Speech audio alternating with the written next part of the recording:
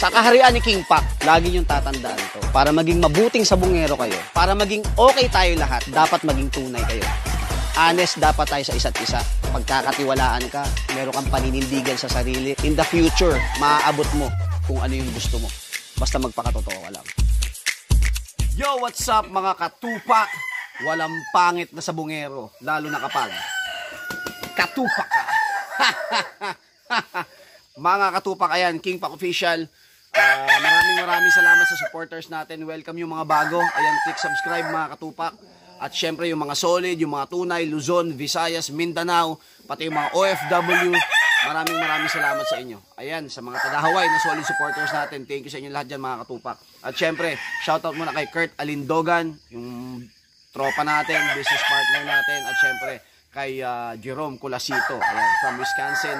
At si Kurt naman yung from Los Angeles, California. Eto mga katupak, ano, na-anticipate ko na talaga, no? Actually, kahapon dumating yung mga bisita natin. Wala naman talagang planong maglaban.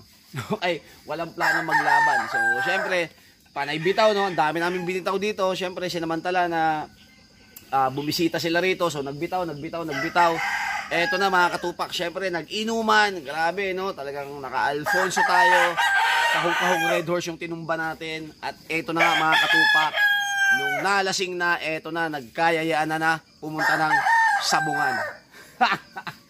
Ang nangyari mga katupak, yung 3 beses natin binitaw na manok, actually naka-ready yun, panlabang ko sana, yun yung nadala namin. At hindi lang yun mga katupak, ano? Pagdating sa sabungan, may dala kaming alak, may dala kaming pulutan, inuman pa sa sabungan, no? May dala pa kaming alak, sige, inom. Eto mga katupak, ang nakabangga pa natin, ang nakalaban pa natin, yung manok pa ng may-ari ng sabungan. So ang ganda ng paradahan mga katupak, no? 49.5 yung parada natin, matik yan, kasado yan, tanginang yan. Napagunahan pa yung manok natin, no? Unang arangkada, tinamaan siya, pangalawang arangkada, tinamaan yung manok natin, pangatlong arangkada, tinamaan pa rin yung sa atin, pang-apat mga katupak, syempre, pwede ba namang hindi tayo gaganti? Ayun na. One hit delete, nung tinamaan yung kalaban mga katupak, tigsay talaga, no? So, syempre, alam niyo naman, for entertainment purposes, si King Pac, tanginang yan. Siyempre, lasing. Eto na mga katupak, no? Naghubad sa ruweda. Palakpakan na naman mga katupak. Sigawan na naman. Asaran na naman. Kantsawan na naman. Ayan mga katupak, medyo napahubad na naman tayo. So, siyempre, may mga tanga na naman dyan na maliliit lang ang utak. Na alam mo naman, dalawa lang yung ugat sa utak, pumutok pa dahil sa katangahan, di maintindihan yung mga bagay-bagay. Sasabihin naman yan, yabang. Sasabihin naman yan, hambog. Wala naman akong pakialam sa nararamdaman mo. Lagi mo tatandaan to. Kapag inggit, pikulo, pikit. Ayan. Basta tayo, ganito labanan dito sa amin. At eto tayo, no? Ngayon, kung ayaw mo, nasasaktan ka, o putang inang yan, masama sa paningin mo, lumipat ka sa planetang Mars. Doon kayo, no? Magtayo kayo ng samahan ng mahihinang nilalang na mga nemik. Yon. Real talk lang tayo, wala tayong bullshitan. Ito mga katupak, syempre, sa mga gustong makapanood ng video, ng laban, available yan sa Bilibili app, i-upload ko po yan. Okay, ilang araw tayo naglaban, yung mga nakaraan na panalo natin, hindi na natin vlog. Hindi natin ginawa ng vlog, medyo busy tayo. Napatagay na naman tayo ng malupit kahapon. So, syempre, nung nagtagumpay, panalo, inuman pa rin sa sabungan. Tapos yun, nagkaya na umuwi, no? Pagkapanalo, sibat. Eto mga katupak, sa bahay naman kami napadpad. Kasama yung mga subscribers natin, kasama yung mga bisita natin. So, 3 yung venue. Biruin mo, inuman dito, wasakan sa manukan, tapos punta sa sabungan, inuman, wasakan, tapos lipat sa bahay naman.